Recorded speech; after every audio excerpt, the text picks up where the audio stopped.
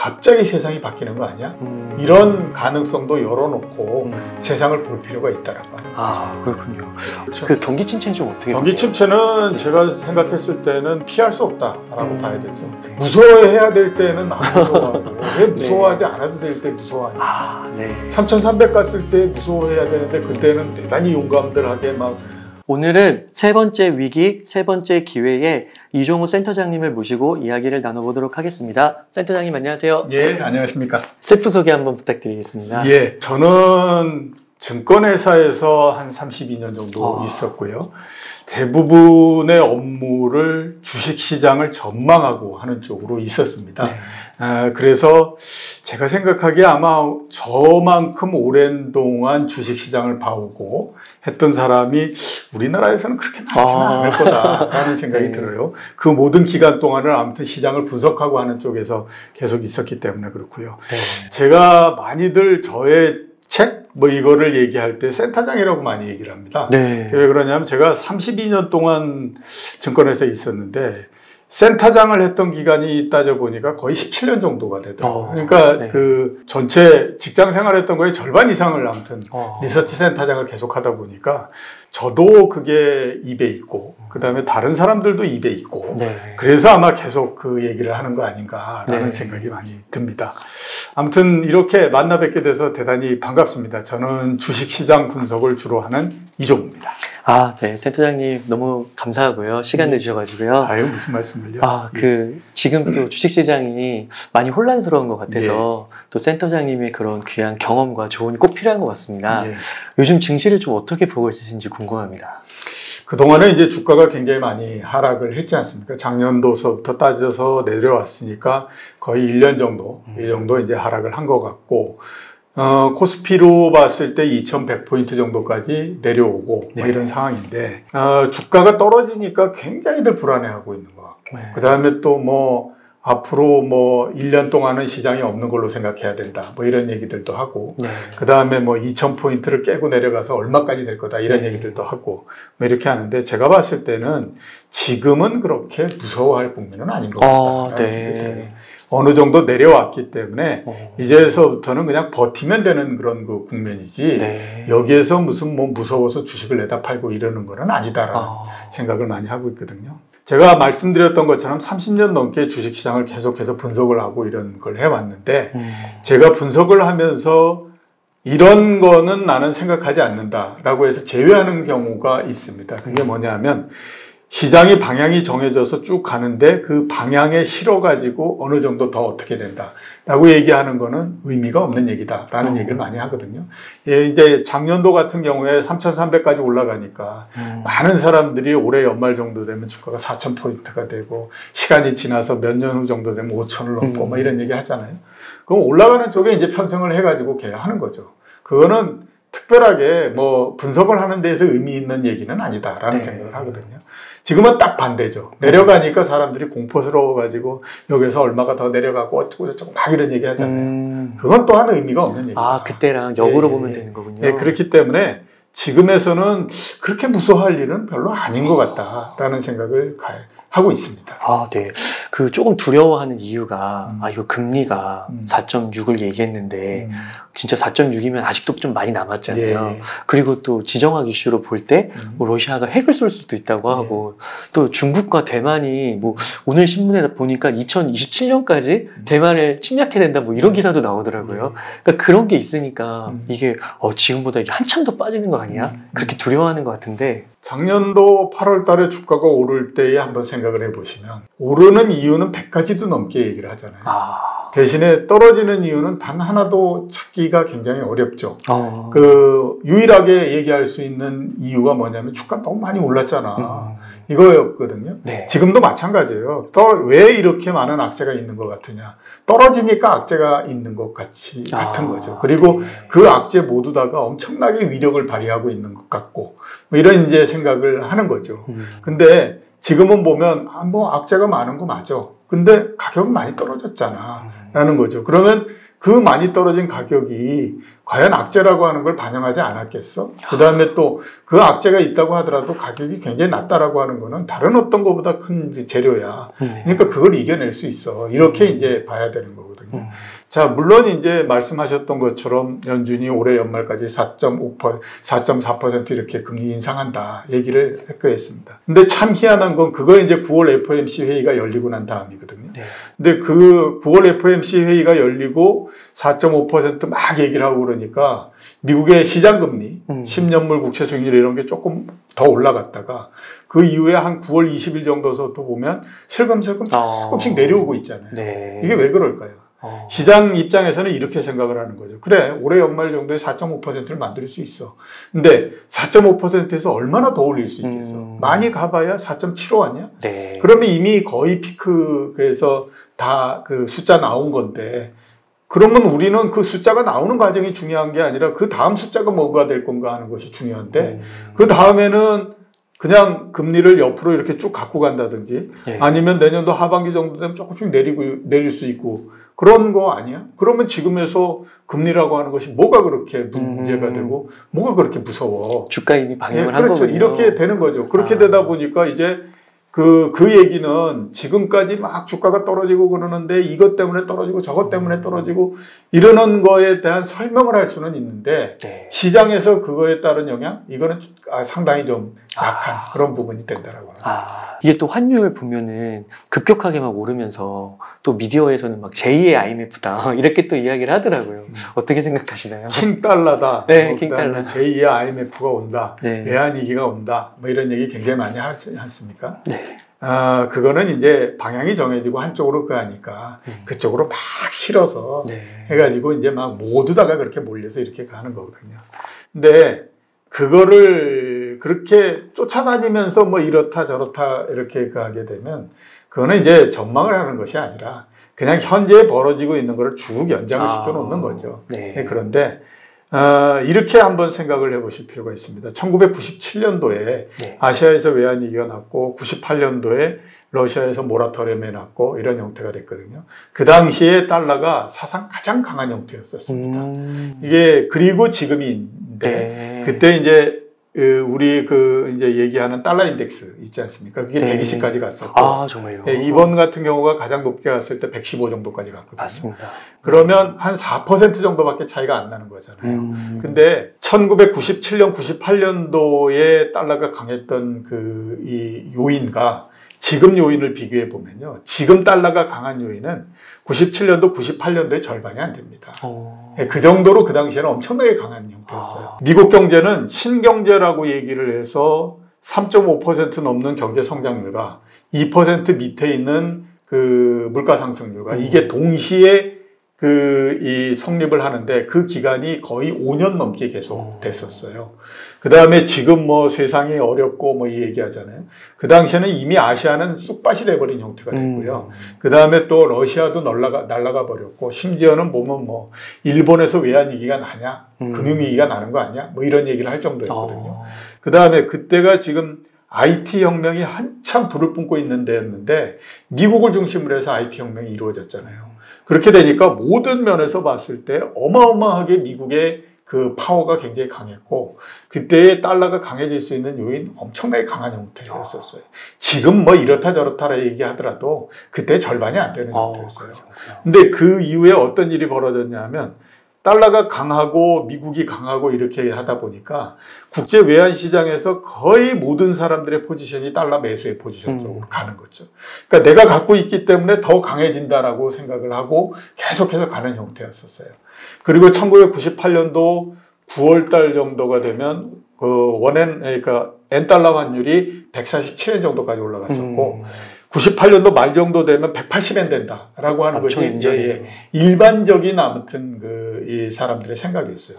근데 9월 달 들면서부터 슬금슬금 조금씩 내려가기 시작을 하더니 9월 말에 146엔 정도였던 엔화 환율이 딱 나흘 만에 110엔까지 주저앉아 버렸어요. 와, 그렇게 빨리요? 나흘 사이에 그냥 확 전부 세상이 바뀌어버리는 형태가 됐는데 그게 왜 그런가 하면 지금처럼 모든 사람들의 포지션이 다 달러를 매수해 갖고 있는 포지션이었죠.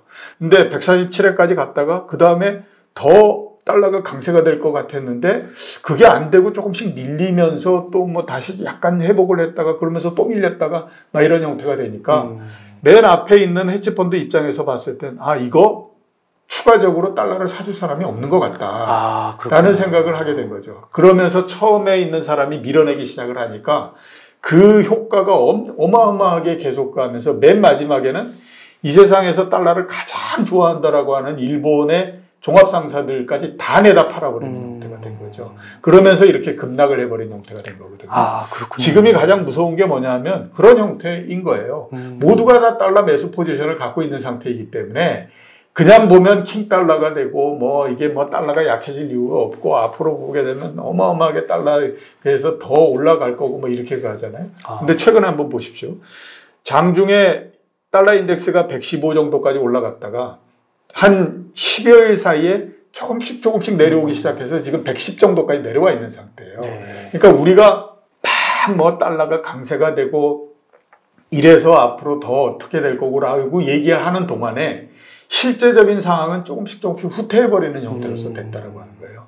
만약에 그러다가 그러니까 98년도 이런 때처럼 그런 형태가 돼버리면 이게 갑자기 세상이 바뀌면서 달러가 굉장히 빠른 속도로서 약세가 되면서 확 떨어져 버리는 형태가 이게 진행이 될 수 있거든요. 그러니까 제가 봤을 때 지금은 이게 뭐 달러가 추가적으로 어느 정도 강세가 되고 그에 따라서 뭐 대한민국이 외환위기가 발생하는 거 아니냐 이런 우려를 하는 것보다 아 이게 갑자기 세상이 바뀌는 거 아니야?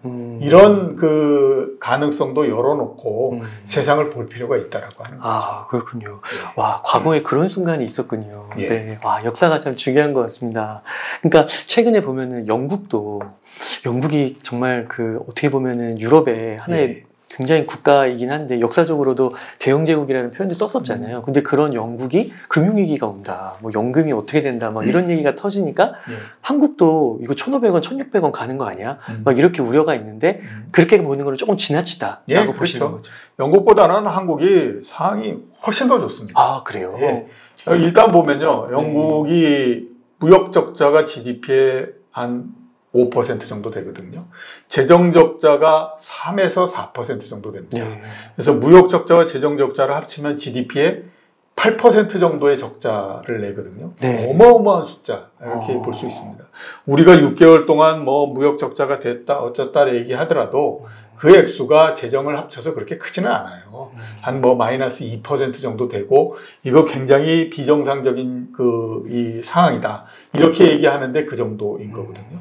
그 다음에 영국 같은 경우에는 지금 물가 상승이 10%입니다. 우리나라 같은 경우에 지금 6%, 5% 이런 정도 되잖아요. 그러니까 상대적으로 가고 외환보유고가 우리나라는 4,300억 달러 이렇게 되는데 그 영국은 1,600억 달러 정도밖에 안 돼요. 그러니까 상대적으로 적자가 나는 거는 굉장히 큰데 그거를 방어할 수 있는 수단은 우리나라의 3분의 1 정도밖에 안 되잖아요. 그러니까 굉장히 안 좋은 거거든요. 유일하게 지금 생각할 수 있는 게 뭐냐면 과거의 대영제국이었다. 그리고 파운드화라고 하는 것이 세계 주요한 통화다. 그 다음에 대영제국이었기 때문에 연준하고 그 통화 수합을 상시 통화 수합을 갖고 있다라고 하는 걸로 우리가 가고 있는 거거든요. 그 이외에 다른 어떤 거를 본다고 하더라도 영국이 우리나라보다도 상황이 좋은 거는 별로 없는 그런 상태입니다. 그러니까 영국이 문제가 생기니까 한국도 문제가 생길 거야. 이렇게 생각하는 거는 어떻게 보면 굉장히 좀 너무 앞서서 계속 생각을 하는 거. 이런 정도라고 생각해요. 생각이 계속 생각을 만드는 거군요. 악재를 계속 다 갖다 붙이고 이야기를 만들고. 와, 근데 우리나라가 정말 예전과 달리 굉장히 위상이나 경제적인 수준이나 산업의 발달이나 그런 게 펀더멘탈이 되게 강해진 것 같네요. 그렇죠. 따져보면요, 97년도에 외환위기가 나고 98년 정도서부터 이제 제대로 경제가 그래도 이제 그때 위기를 벗어나서 이제 움직이기 시작하지 않습니까?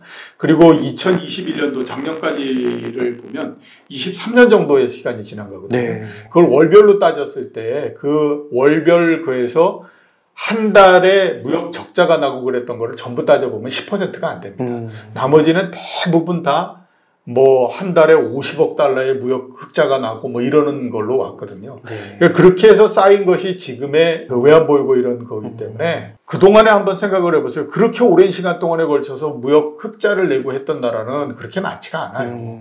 그러니까 우리가 그런 부분들을 폄하해서 얘기할 필요는 전혀 없다라고 봐야 돼요. 그 다음에 또 보면 이게 뭐 세상이 이제 쭉 바뀌면서 제조업에서 디지털로 가고 뭐 이렇게 전환을 해왔잖아요. 영국에서 우리가 한번 생각해 보시면 그래도 우리가 알 수 있을 만한 디지털 기업이 뭐 있습니까? 없잖아요. 없어요. 예. 네. 영국은 79%의 경제 79%가 서비스업으로서 이루어져 있는 나라입니다. 그러니까 그만큼 보면 상당히 취약한 형태이고 금융의 비중이 너무 높기 때문에 금융에 따라서 굉장히 그 변동이 심할 수밖에 없는 그런 나라거든요. 근데 우리나라는 그거보다는 상당히 탄탄하잖아요. 그렇기 때문에 우리나라는 순대외 채권국이고 영국 같은 경우는 순대외 채무국인 거거든요. 네. 그러니까 그런 것들을 감안하게 되면 한국을 너무 폄하할 필요는 없다라고 봐야 되는 거예요. 그러니까 요즘과 같은 상황을 좀 보면은 진짜 제조업의 중요성이 점점 더 커지는 듯한 예, 그렇죠. 모습을 보게 되는 것 같아요. 그게 바탕이 돼야 경제가 안정적인 기조 내에서 움직일 수 있는 거거든요. 그게 안 되면 이제 상당히 불안정한 형태가 되는 거죠. 그러니까 미국은 좀 힘이라도 있으니까 너네 일로 들어와 이렇게 할 수 있는 것 같은데 뒤늦게라도 영국은 좀 그렇게 하기는 어려운 것 같고. 예, 그렇죠. 옛날에 제국이었었는데 그래서 경제학을 전공했던 사람들이 이번을 보면서 그 얘기 하잖아요. 야, 우리가 연준이라고 하는 얘기를 교과서에서 본 거는 불과 한 100년도 안 되는 건데 그 이전에 우리의 300년 무가하면서 이 은행 하게 되면 뱅크 오브 잉글랜드, 그러니까 영란은행 뭐 이렇게 얘기를 했었는데 그 영란은행이 지금 저 모양 저 꼴이 될 줄이야 어떻게 알았니? 이런 얘기를 하잖아요.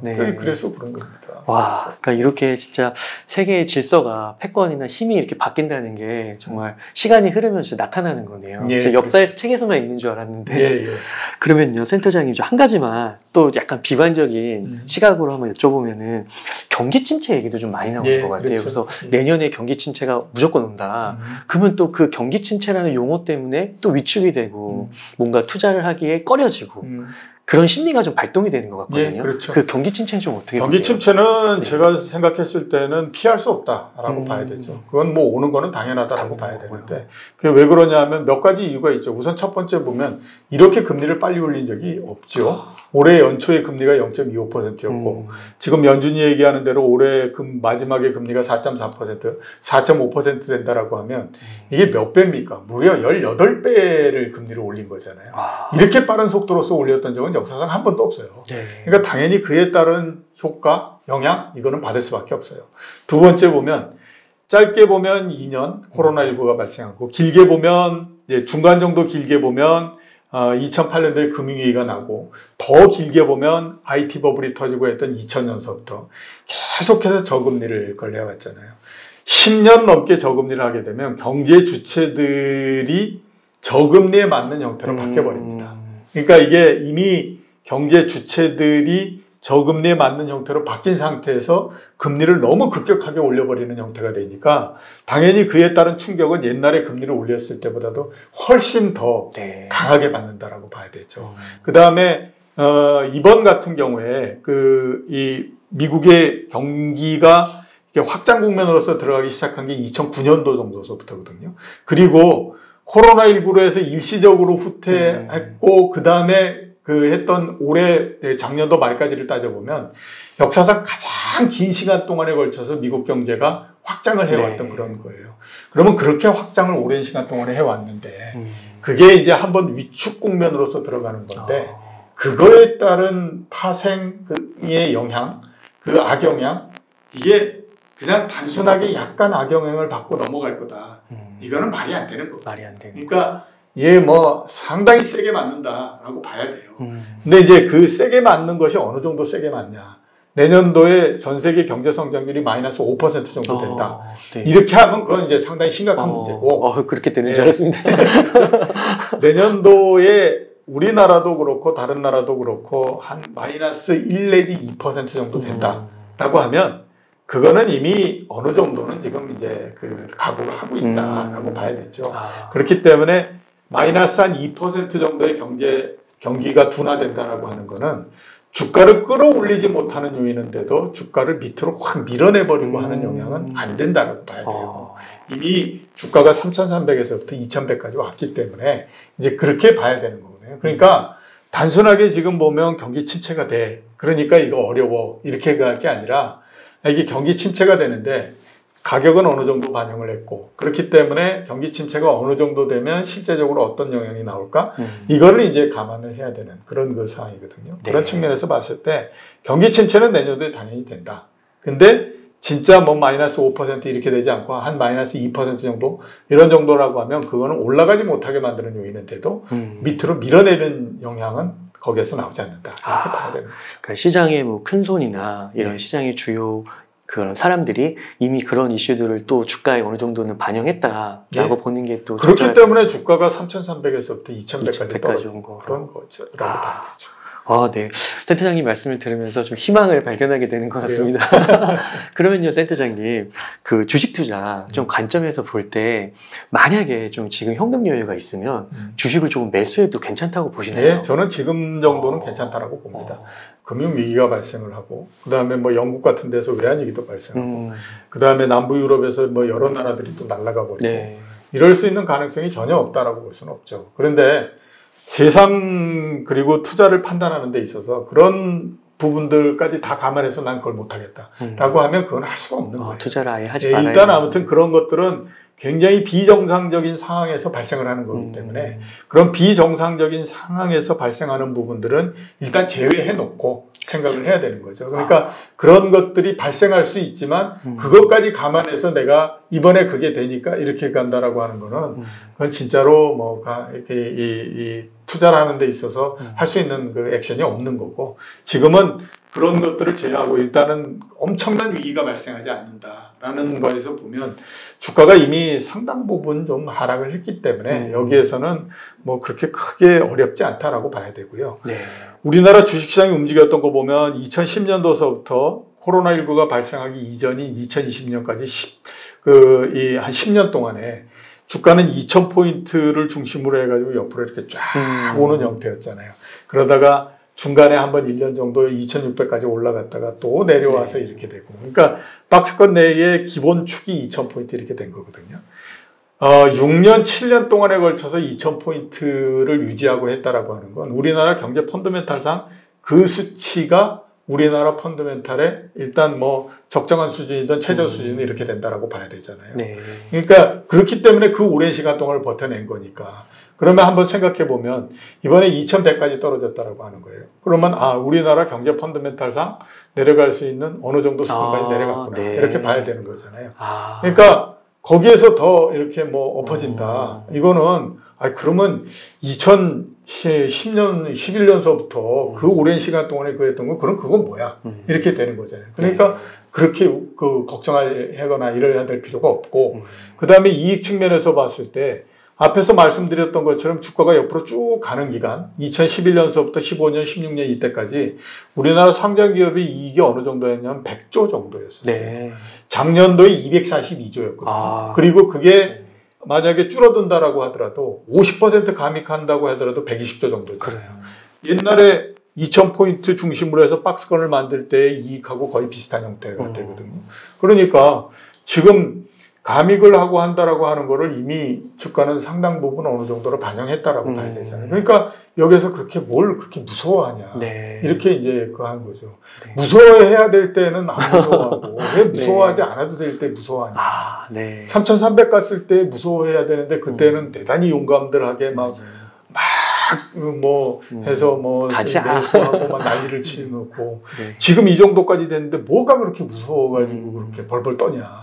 그 얘기를 하는 거죠. 그러니까 이게 참 심리라는 게 한쪽으로 쏠리기가 참 쉬운 것 같습니다. 그거를 넘어서야 그래야 네. 이익을 내고 주식에서 위너가 될 수 있는데 남의 심리 움직이는 거하고 똑같이 움직이게 되면 그건 위너가 되기가 어렵죠. 네. 그러면 혹시 센터장님 조금 좋게 보시는, 눈여겨보시는 섹터 또는 주식이 좀 있으실까요? 2차 전지 뭐 이런 섹터가 괜찮을 것 같다 네. 라고 지금 생각을 하고 있거든요. 네. 그거 왜 이렇게 생각하냐면 앞에서 말씀드렸잖아요. 2011년도부터 시작해가지고 오랜 시간 동안 주가는 옆으로 쭉 가면서 위아래 300포인트 정도 내에서 그냥 갇혀 있어 버렸다. 그러면 코스피가 그렇게 갇혀 버리니까 모든 종목들이 다 갇혀 버리는 형태가 됐느냐? 그건 아니에요. 2012년도 같은 경우에 보면 SM 엔터테인먼트 뭐 이런 네. 그다음에 또 뭐 그 게임 회사들 그러니까 이제 이렇게 컨텐츠를 제공하는 그런 회사들의 주가가 4배에서 5배씩 막 올라가기 시작을 합니다. 이게 그때 왜 그게 올라가냐면 그 2011년 정도 되면 우리나라에서 스마트폰의 보급률이 50%가 넘습니다.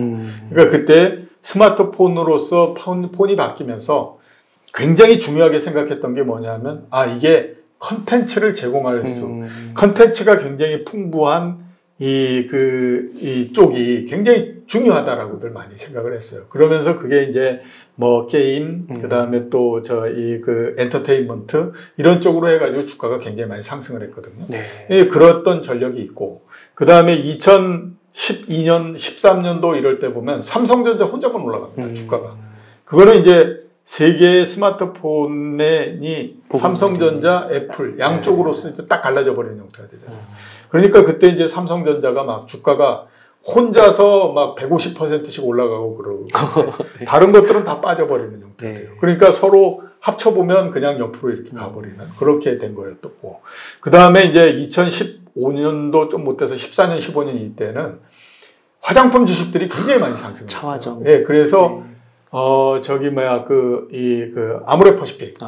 그때 아모레퍼시픽의 그 서경배 회장이 우리나라에서 최고의 부자가 되고, 아모레퍼시픽 한 주식의 시가총액이 나머지 아무튼 모든 백화점 회사들의 시가총액을 다 더한 것보다도 훨씬 더 크고, 이런 국면이 나왔죠. 그게 이제 중국의 소비재 쪽이 괜찮다라고 하면서 제1호로 등장했던 것이 이제 화장품이 됐던 거였거든요. 그렇게 됐고, 2018년도에는 삼성바이오로직스 상장을 계기로 해가지고 바이오 주식들이 올라가면서 이 셀트리온 같은 경우가 막 시가총액 3위, 4위 막 이렇게 됐었잖아요. 그 2년 전에는 증권회사들에서 대주주 주식 담보로 해가지고 그 돈 빌려주고 하는데 셀트리온 오면 해주지 마 이런 얘기하고 했었다고요. 그랬는데 그렇게 됐거든요. 그러니까 그 주가가 오랜 시간 동안에 걸쳐서 옆으로 쭉 이렇게 하는 동안에도 중간중간에 보게 되면 앞으로 이런 성장이 나온다라고 하는 종목들을 중심으로 해서 한 번 올라가면 4배에서 5배씩 막 주가가 올라가고 했었어요. 지금 우리 당장 보면 2차 전지만큼 앞으로가 보인다라고 얘기할 수 있는 종목들이 없잖아요. 이 상태로서 가게 되면 2030년 정도 되면 그 2차 전지의 시장이 반도체 시장보다도 훨씬 더 커진다. 이런 얘기를 하고 있거든요. 네. 그런 거 따져보면 어차피 한 번은 이 성장성을 가지고 세게 한번 밀어붙여버리는 이런 것들이 또 나올 거다라고 봐야 되는 거죠. 2차 전지 한 번 온 거 아닌가요? 한 번 이제 왔었는데 그 다음에 더 크게 한번 이렇게 해서 진짜 크게 한번 이렇게 되는 거죠. 아까 말씀드렸던 것처럼 화장품이나 그 다음에 또 뭐 이런 거나 이런 것들도 처음에 조금 이렇게 움직이고 했었거든요. 근데 본격 라운드가 한번 벌어지게 되면 말씀드렸던 것처럼 막 4배, 5배 막 이렇게 올라가고 이러는 국면이 나오기 때문에 그런 것들이 한번 올 수 있다라고 봐야 되죠. 그래서 전체적으로는 성장과 관련한 주식 이런 쪽이 좋다라고 봐야 되죠. 중국과의 경쟁에 있어서도 괜찮다고 보세요. 그러니까 뭐 나중에 가서 이제 뭐 그 2차 전지도 한번 주가가 크게 올라간 다음에 그 다음에 이제 요거 이제 끝나고 이렇게 내려가고 뭐 이게 이제 전체적으로 다 끝났다 뭐 이렇게 이제 그 했을 때 그때 이제 등장하는 것이 중국이 얼마나 2차 전지 뭐 그한데 이렇게 이제 나오고 뭐 이렇게 할 수는 있어도 당장에 이게 그 할 때는 세계적으로 2차 전지 시장이 얼마나 늘어나는지 이런 것들에 포커스가 맞춰지기 때문에 그때는 이제 중국 뭐 이런 것들이 아직까지는 얘기가 나오고 그러지 않게 되는 거죠. 이게 똑같이 보면 코로나19가 발생하고 그 다음에 네이버나 이런 것들이 올라갈 때 얼마나 무섭습니까? 막 바닥에서부터 따져가지고 거의 10배씩 막 올라가고 그러잖아요. 근데 그 사이에 그 포탈을 규제한다 뭐 이러면서 뭐 얘기하고 했지만 뭐 거침없이 올라가잖아요. 근데 주가가 피크를 치고 내려오니까 지금 뭐 온갖 악재가 다 쏟아지는 것 같고 막 이렇게 하잖아요. 이 악재가 옛날에도 있었다라고 하는 거예요. 다만 그때는 주가가 올라가는 거기 때문에 사람들이 관심을 안 가졌었고 이게 떨어지는 거기 때문에 그거에 대해서 민감하게 엄청나게 반응을 하는 그런 거기 때문에 차이가 나는 거거든요. 그래서 제가 봤을 때는 뭐 그 악재가 반영될 때까지는 시간이 걸릴 거다라고 봐야 돼요. 그럼 혹시 센터장님 이런 지금 2100까지 좀 내려온 상태에서 2차전지에 만약 투자를 한다고 했을 때 그 대형주랑 중소형주를 좀 구분해서 바라본다고 한다면 조금 더 선호되는 쪽이 있을까요? 우선 선호되는 건 대형주 쪽이 대형주 선호된다라고 봐야 되죠. 그러니까 이번 같은 경우에도 LG엔솔 같은 경우에 주가가 6월 달에 코스피가 바닥을 치고 했잖아요. 그 바닥을 치는 동안에도 계속 바닥을 치고 반등을 하는 동안에도 계속 내려왔어요.